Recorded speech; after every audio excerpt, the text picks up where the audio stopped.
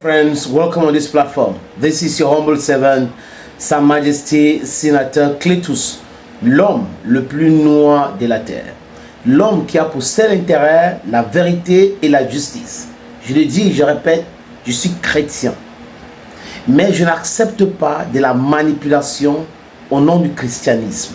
Je n'accepte pas que les gens utilisent la Bible pour expliquer leur non-sens.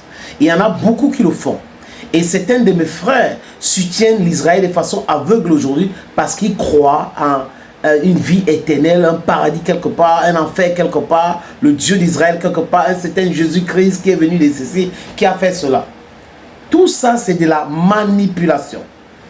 La Bible enseigne aux gens d'aimer leur prochain comme eux-mêmes. La Bible n'a jamais demandé à l'autre d'aller tuer son frère et demander à son frère de ne pas réagir. C'est du n'importe quoi. Et c'est ça qui était dans la tête de Netanyahou. Je pense qu'après ce qui se passe entre l'Israël et l'Iran, il va comprendre le message. Le message doit être très clair pour lui et les autres. Vous ne pouvez pas avoir comment on appelle ça, le monopole de la violence. It is not possible. La violence, tout le monde peut embrasser ça. Tout le monde peut pratiquer cela. Et la légitime défense, c'est quelque chose que, les amis, il faut être patron. Il faut être un weakling. To just stand there and allow people to slap you, do something, and then you don't react. Vous comprenez un peu ça, les amis? Vladimir Poutine a parlé. Dans l'extrait qui suit, les amis, vous allez écouter M. Poutine.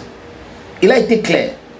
Et il demande au président américain de comprendre que cette histoire de guerre préventive, des attaques contre les autres, c'est un non-sens total.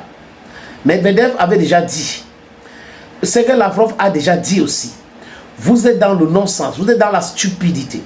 Je répète pour la gouverne de certains frères, des histoires de guerre préventive. Une guerre préventive est toujours illégale du point de vue du droit international. Et c'est légitime de réagir quand vous vous sentez attaqué ou quand on vous attaque. C'est légitime. Donc, c'est fini ces histoires de menaces d'Israël. Il peut menacer tout le monde, il peut frapper le Liban, il peut frapper, Netanyahou peut frapper le Yémen, Netanyahou peut frapper la Syrie, Netanyahou peut frapper l'Irak, il peut frapper le Gaza Strip, il peut frapper Gaza comme il veut. Et personne ne parle.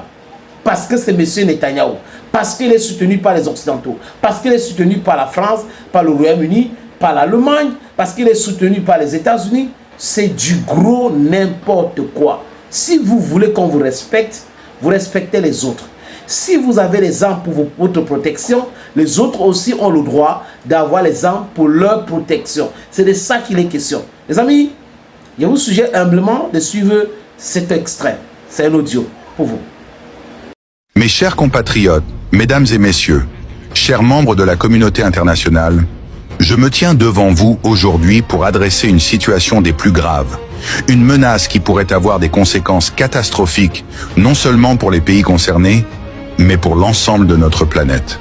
Le comportement belliqueux d'une nation, en l'occurrence les États-Unis, et les déclarations irresponsables de leur leader, Donald Trump, mettant en péril la paix mondiale, ne peuvent être ignorés.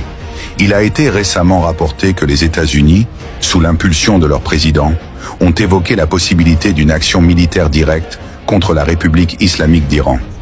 Une telle menace est non seulement imprudente, mais elle risque d'embraser toute la région du Moyen-Orient, voire d'entraîner des répercussions à l'échelle mondiale. Nous ne pouvons pas tolérer de telles déclarations sans réaction. Nous sommes à un moment crucial de l'histoire où chaque parole, chaque geste a un poids énorme. Le monde a connu de nombreuses guerres, mais les leçons de ces tragédies semblent souvent être oubliées lorsque certains dirigeants prennent des décisions sur un coup de tête.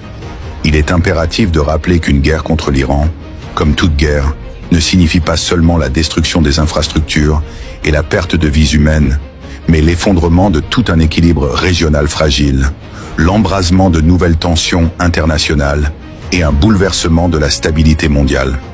La situation au Moyen-Orient est déjà extrêmement complexe. Les interventions étrangères dans cette région n'ont eu pour effet que de déstabiliser davantage les pays, de nourrir des conflits interminables et de créer des souffrances humaines sans fin. L'Irak, la Syrie, le Yémen en sont des exemples tragiques. L'Afghanistan a payé un lourd tribut à la politique d'intervention militaire. Et aujourd'hui, certains veulent répéter ces erreurs dans un autre pays. Est-ce vraiment la voie à suivre? Nous, en Russie, nous savons par expérience qu'une ingérence militaire étrangère ne fait qu'aggraver les conflits et compromettre les chances de paix durable. L'option militaire contre l'Iran, une nation avec une histoire millénaire et un peuple résilient, serait un catalyseur de chaos. Les États-Unis, sous la direction de Donald Trump, doivent prendre conscience que la confrontation directe avec l'Iran ne se limitera pas à un simple affrontement militaire. Cela entraînera inévitablement une escalade des tensions dans tout le Moyen-Orient, et même au-delà. L'Iran, fort de ses alliances et de sa position géopolitique stratégique, est un acteur majeur. Un conflit de cette nature pourrait faire sauter les verrous de la stabilité mondiale, affectant non seulement la sécurité des pays de la région, mais aussi l'approvisionnement en énergie de l'ensemble du globe, perturbant l'économie mondiale et augmentant la volatilité sur les marchés financiers. Nous devons également souligner que des menaces de frappe militaire ne sont pas des actes isolés. Elles affectent les relations internationales, exacerberont les divisions entre les grandes puissances et accroîtront la méfiance, sans compter les risques d'erreurs de calcul et d'incidents imprévus qui pourraient mener à une confrontation à une échelle bien plus vaste.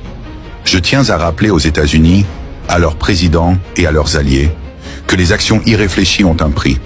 La Russie est prête à défendre ses intérêts, à protéger ses alliés et à empêcher toute tentative d'escalade militaire qui pourrait plonger le monde dans une nouvelle guerre. Nous avons les moyens nécessaires pour assurer notre sécurité et protéger la paix. Nous avons montré notre détermination à plusieurs reprises, que ce soit par le biais de notre présence militaire en Syrie, où nous avons soutenu le gouvernement syrien légitime face aux terroristes soutenus par certains pays étrangers, ou par notre rôle actif dans les négociations internationales pour le désarmement nucléaire. Si les États-Unis persistent dans cette voie, s'ils choisissent de menacer un autre pays avec des frappes militaires, ils devront en assumer les conséquences. Nous ne serons pas spectateurs passifs. La Russie et ses alliés agiront en fonction de leurs principes de souveraineté et de non-ingérence dans les affaires intérieures des nations. Nous ne tolérerons pas de violation de ces principes. Ce qui est en jeu, c'est non seulement l'avenir de l'Iran, mais celui de la paix mondiale. Je le dis clairement, la Russie n'a aucune intention d'entrer en guerre avec les États-Unis. Mais nous devons être prêts à protéger nos alliés, à défendre notre territoire et à nous opposer fermement à toute agression militaire injustifiée. Notre armée est forte, nos alliances sont solides et notre détermination est sans faille. Il est de notre devoir de préserver la stabilité mondiale. L'orgueil, l'intransigeance et la volonté de dominer ne doivent pas prendre le pas sur le dialogue, la coopération et la négociation. La guerre ne résout rien, elle ne fait qu'aggraver les souffrances humaines. C'est pourquoi nous appelons à une désescalade immédiate et à un retour à la diplomatie. Les États-Unis et leurs alliés doivent abandonner toute idée de recours à la force et engager un dialogue constructif avec l'Iran, dans le respect de sa souveraineté et de ses droits légitimes. J'appelle donc la communauté internationale à se lever contre cette menace. Nous devons éviter à tout prix l'escalade militaire et chercher des solutions diplomatiques. La paix, non la guerre, doit être notre objectif commun. Que ce message soit entendu et que la sagesse et la responsabilité prévalent sur l'agression et la violence. La Russie est déterminée à défendre la paix, la sécurité et la justice dans le monde. Merci.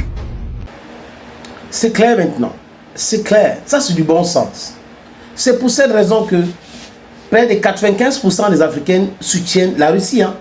Parce qu'il est dans le bon sens. Vous ne pouvez pas prétendre que pour votre protection, vous avez le droit de démarrer une guerre préventive.